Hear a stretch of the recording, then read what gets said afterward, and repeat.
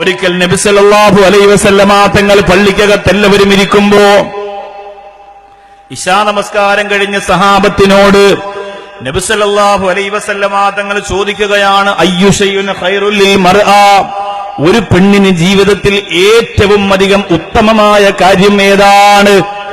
ഒരു പെണ്ണിന് ജീവിതത്തിൽ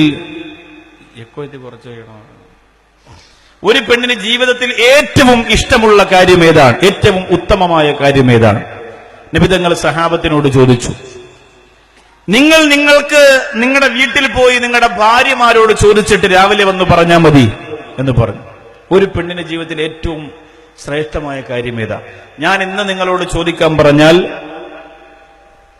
നിർത്തി വേണ്ട. ഞാൻ ഇന്ന് നിങ്ങളോട് ചോദിക്കാൻ പറഞ്ഞാൽ അത് നിങ്ങളുടെ ഭാര്യമാരോട് പോയി ചോദിച്ചിട്ട് നാളെ നിങ്ങൾക്ക് ഒന്ന് മറുപടി പറയാൻ പറഞ്ഞാൽ നിങ്ങളുടെ ഭാര്യമാര് പറയുന്നത് എന്തൊക്കെയായിരിക്കും? നല്ല മനോഹരമായ വൈഡൂര്യത്തിന്റെ ഒരു മാല, നല്ല മനോഹരമായ ഈ കാലഘട്ടത്തിലെ ഏറ്റവും വിലപിടിപ്പുള്ള ആഭരണം, പുതിയ പുതിയ മോഡൽ വസ്ത്രങ്ങൾ, ഇതൊക്കെയായിരിക്കും നിങ്ങൾ ആവശ്യപ്പെടുക.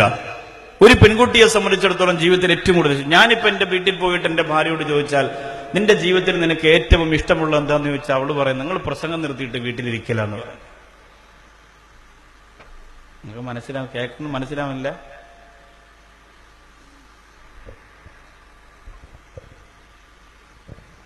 എന്തായാലും മനസ്സിലാവണോ പറയണത്?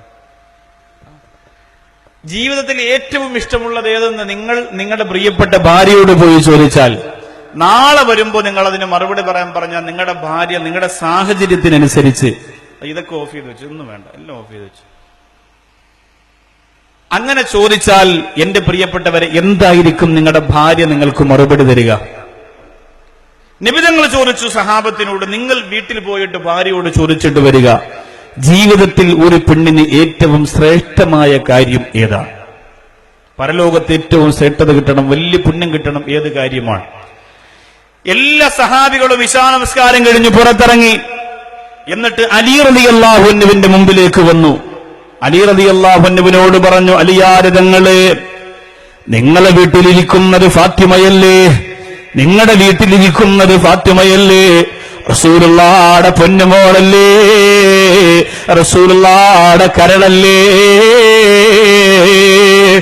നിങ്ങളുടെ വീട്ടിലിരിക്കുന്ന പ്രിയപ്പെട്ട ഫാത്തിമ റളിയല്ലാഹു തആല അൻഹയോട് എന്തലിയാരി തങ്ങളെ നിങ്ങളൊന്ന് പോയിട്ട് ചോദിക്കുക, അയ്യു ശൈഉൻ ഖൈറുൽ ലിൽ മർഅ, ഒരു പെണ്ണിന് ജീവിതത്തിൽ ഏറ്റവും ഉത്തമമായ ശ്രേഷ്ഠമായ കാര്യമേതെന്ന് നിങ്ങളൊന്ന് പോയി ചോദിക്കണമെന്ന് പറയുമ്പോൾ എല്ലാവരും അലി റളിയല്ലാഹു അൻഹുവിനെ ഏൽപ്പിക്കുകയാണ്. നാളെ സുബഹിക്ക് വരുമ്പോ മറുപടി കിട്ടുക, നാളെ സുബഹി നമസ്കാരത്തിന് നമ്മൾ പള്ളിക്കകത്ത് വരുമ്പോ മറുപടി കിട്ടുക. എല്ലാ പ്രിയപ്പെട്ടവരും മടങ്ങിപ്പോയി. അലി റളിയല്ലാഹു അൻഹു രാത്രിയിൽ പോയി ഫാത്തിമ റളിയല്ലാഹു അൻഹയോട് പറഞ്ഞു, ഫാത്തിമ, നമ്മുടെ ഹബീബ് എന്നൊരു ചോദ്യം ചോദിച്ചിട്ടാണ് പറഞ്ഞു വിട്ടിരിക്കുന്നത്, ഒരു പെണ്ണിന്റെ ജീവിതത്തിലെ ഏറ്റവും ശ്രേഷ്ഠമായ കാര്യമേത്? ഒരു പെണ്ണിന്റെ ജീവിതത്തിലെ ഏറ്റവും ശ്രേഷ്ഠമായ കാര്യമേത് എന്നാണ് പറഞ്ഞു വിട്ടിരിക്കുന്നത്. ആ സമയത്ത് മഹദിയായ ഫാത്തിമ റളിയല്ലാഹു തആല അൻഹ അലി റളിയല്ലാഹു അൻഹുവിനോട് പറഞ്ഞു കൊടുത്ത മറുപടി സുബഹിന്റെ സമയത്ത് സഹാബികൾ വന്നപ്പോ അലിയാർ തങ്ങൾ പറഞ്ഞു കൊടുക്കുകയാണ്.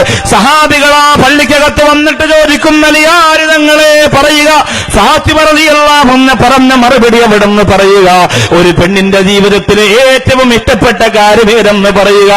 ആ സമയത്ത് അലി റളിയല്ലാഹു തആല അൻഹു പറഞ്ഞു കൊടുക്കുന്നു, ലാ ഇന്നമാ ഫാത്തിമ ബിദഅതു മിന്നീ. ആ മറുപടി കേട്ടപ്പോ റസൂലുള്ള പറഞ്ഞു, അതെ, അവളെന്റെ പൊന്നുമോള് തന്നെയാണ്, അവളെന്റെ കരളിന്റെ കഷണം തന്നെയാണ്. അലി റളിയല്ലാഹു അൻഹു പറഞ്ഞു, ഒരു പെണ്ണിന്റെ ജീവിതത്തിലെ ഏറ്റവും ശ്രേഷ്ഠമായത് ലാ യറാഉന്ന റിജാൽ, അന്യപുരുഷന്മാരവളെ ആഗ്രഹത്തോടുകൂടി നോക്കാതിരിക്കലാണ് ഒരു പെണ്ണിന്റെ ജീവിതത്തിലെ ഏറ്റവും വലിയ ഭാഗ്യം.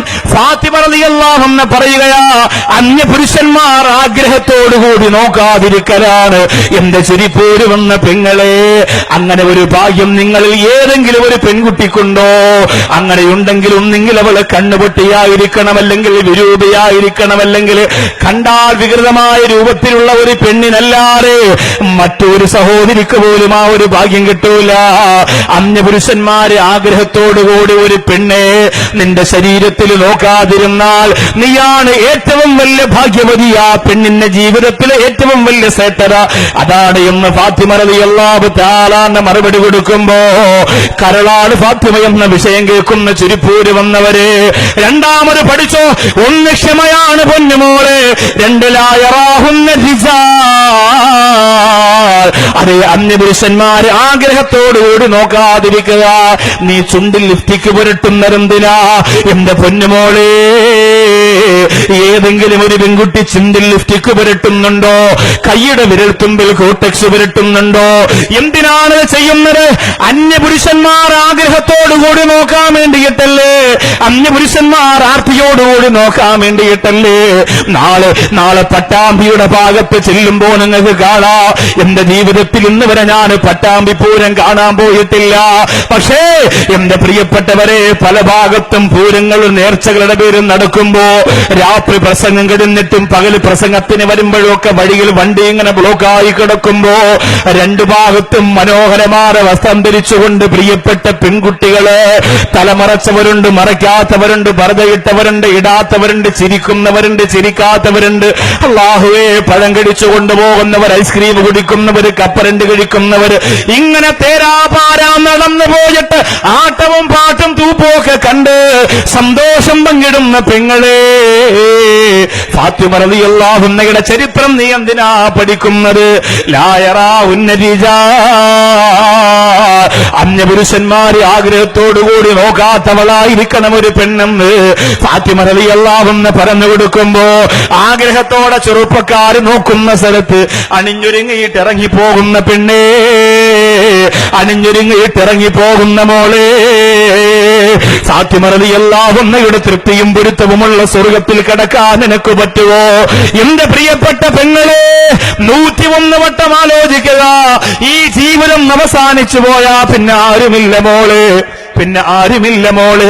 ഇന്നലെ മരിച്ചില്ലേ, അതിനു മുമ്പ് മരിച്ചില്ലേ, കഴിഞ്ഞ മാസം മരിച്ചില്ലേ? ചെരിപ്പൂരും വരവൂരും ചെറുപ്പുളശ്ശേരിയിലും പട്ടാമ്പിയിലും ഷൊർണൂരും ഒക്കെ നൂറുകണക്കായ സഹോദരിമാര് നിങ്ങളോടൊത്ത് ജീവിച്ചിരുന്നവർ, നിങ്ങളെപ്പോലെ ജീവിക്കാൻ കുടിച്ചവര്, നിങ്ങളെപ്പോലെ ആഫിയത്തോടെ ഇരിക്കാൻ കുടിച്ചവര് പെട്ടെന്ന് രോഗം വന്ന് അല്ലാഹുവേ ഒരു ചെടി ഒടിഞ്ഞു വീഴുന്ന പോലെ മറിഞ്ഞു വീണില്ലേ?